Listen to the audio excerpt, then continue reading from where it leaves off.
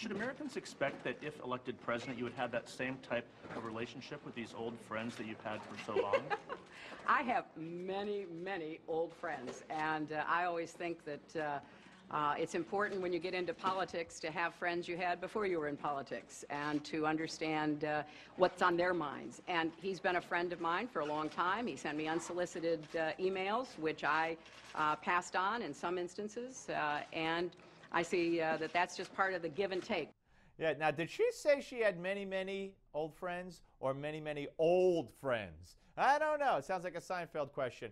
Joining us now is Larry Klayman, founder of Freedom Watch, former federal prosecutor.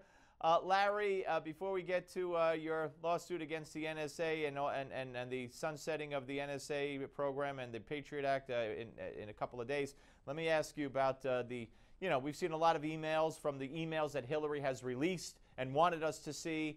What's your takeaway from what we've seen so far?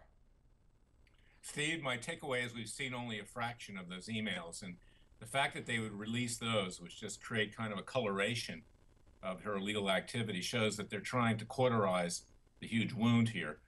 Obviously, the emails that she hasn't produced, and in our case against the NSA, against the Clintons down there in Southern District of Florida, we're asking the judge to seize the email servers, to take custody of them. In fact, the judge in that case, it's a racketeering case, has just set a trial. You've got the first news on that for January 16th of 2016. That's very quick. We didn't even ask them to. So, let me get this straight. So January 16th, down in Florida, it's a RICO case, right? That's correct. And so there's a trial date. Does that mean that depositions and those kinds of things start, or there's actually a trial in the court? There's actually a trial in the court. The judge just said it, Judge Middlebrooks, for January 20th. I'm sorry, I got the date slightly off.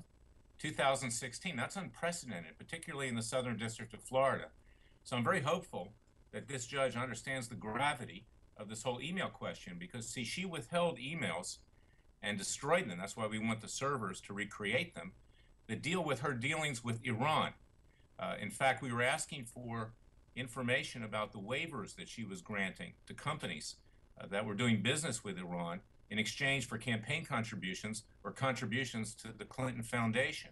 And we were asking about the release of classified information compromising Israeli preemptive strike war plans against Iran, which she also orchestrated through David Sanger, a New York Times reporter. So this is crucial, not just. But Larry, to be clear for the layman out here, as opposed to the Klayman, like me and others, the trial, who is on trial and what's at stake? Just clear that up. I have sued myself because I'm the party that is subject to a lot of the RICO enterprise. Right. The destruction of evidence, because I requested it through the Freedom of Information Act, and she was Secretary of State at the time. I filed it against Hillary Clinton, Bill Clinton, and the Clinton Foundation. You can find the amended complaint at freedomwatchusa.org. It's a very powerful case. It makes sense. It's not a stretch. And what they did was commit a number of what they call predicate acts, what lawyers call predicate acts, criminal acts, over 10 years, most particularly the destruction of this email evidence in the context of two Freedom of Information Act cases. So the headline cases. here is that trial date set in RICO action, Klayman versus Bill, Hill, and the Clinton Foundation. That's correct, for January 20th. You gotcha, have the first gotcha. news, Steve. All right, no, thank you for breaking that here. I do appreciate it. Okay, let's move on to the NSA and your lawsuit against that organization. We have a lawsuit against them in the context of the telephonic metadata. And what is being missaid right now by Senate Majority Leader Mitch McConnell and other dinosaur Republican establishment leaders like John McCain and Lindsey Graham and others is that this program should be reauthorized. Already two federal judges, two federal courts have found that it's illegal. In a case that I brought 2.5 years ago, about 2 years ago, the court found that it was a violation of the Fourth Amendment of the Constitution.